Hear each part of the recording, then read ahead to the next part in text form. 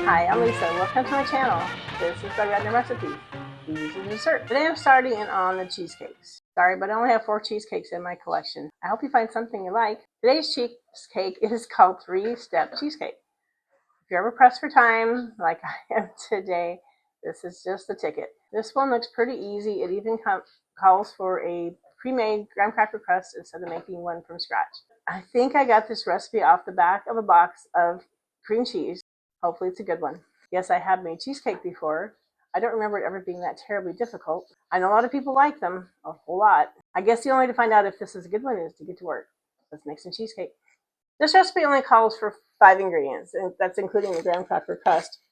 So it has 16 ounces of cream cheese. It has a half a cup of sugar, 2 eggs, and the prepared graham cracker crust. I wasn't sure what size graham cracker crust. The recipe doesn't specify which size, so I went with the larger one. There was either a 9-inch or a 10-inch. I went with the 10-inch. I'll go ahead and turn this down so you can see what I'm doing. It's pretty simple. Let's say 4 ingredients and then the crust. So it starts off with 2 8-ounce blocks of cream cheese. That's one. I have a little visitor over here. She keeps coming to sniff the goodies. So that's 2 blocks of cream cheese. So it says to mix the cream cheese with sugar and vanilla with electric mixer on medium speed until well blended. This is our cream cheese. This is half a cup of sugar and a half a teaspoon of vanilla. Start on low.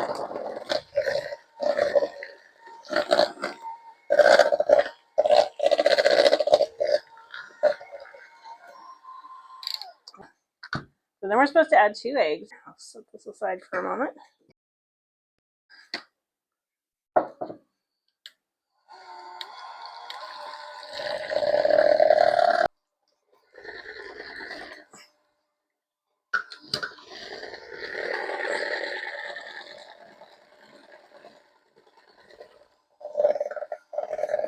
I think we're going to call that good. I'm going to stir this down a little bit. Make sure I haven't missed any sugar or anything.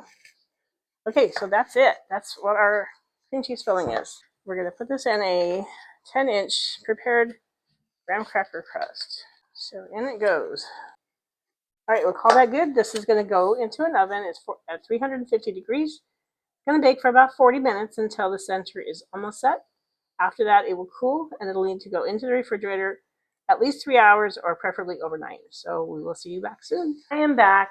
Actually, it has been a whole other day because its recipe can stay in the refrigerator for at least 3 hours and as long as overnight. So I went with overnight. So it is done. I will turn this down so you get to see what I've got.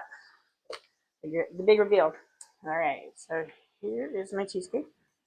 All right, so yes, it did crack a little bit along there, but I'm going to cover this in fruit so no one will ever know, unless you tell them. We're going to use strawberries today.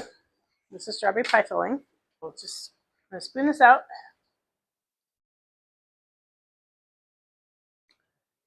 First, I bought myself a couple of offset spatulas recently.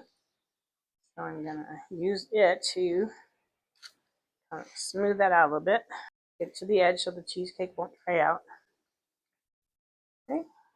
Now see, I don't regret getting the 10-inch pie crust because if we hadn't, I probably wouldn't have room for the fruit. Okay.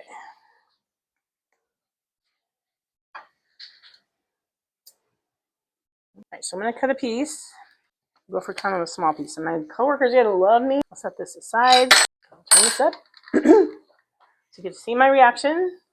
So there's my cheesecake, strawberry cheesecake. Yum. There, let's go for a bite. That's good.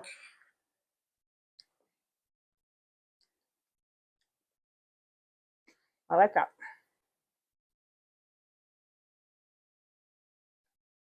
It's not super sweet, but even with the fruit on top, because it's not that much, it's not that thick, but okay. That turned out well. Wrong though, I said there were 5 ingredients. There's actually 6 if you include the fruit. Well, I've had better cheesecakes. I've had really good cheesecakes. I don't know if I've ever had really bad cheesecake. But then again, as I said before, I hardly ever bought a cheese I didn't like. There are just so many different kinds of cheeses, and therefore there's so many different applications for cheese, so many different ways to use it. Well, next time, Aunt Lois is coming for a visit again. Although on paper some of her recipes look kind of strange, they generally have been surprisingly good. Come back next time and we can see if Aunt Lois's track record holds up. I will put the ingredients and the preparation for the 3-step cheesecake in the description below. If you have any questions or other feedback for me, please feel free to reach out to me in the comments. I really do love hearing from you. It just makes my day. Please like, share, and subscribe to my channel. I would really appreciate that. It helps my channel to continue to grow. Thank you for joining me on my journey through the desserts, and now we're in the cheesecakes. Please come back next time and we'll see how well Aunt Lois's cheesecake turns out. I'll see you again next time. Bye!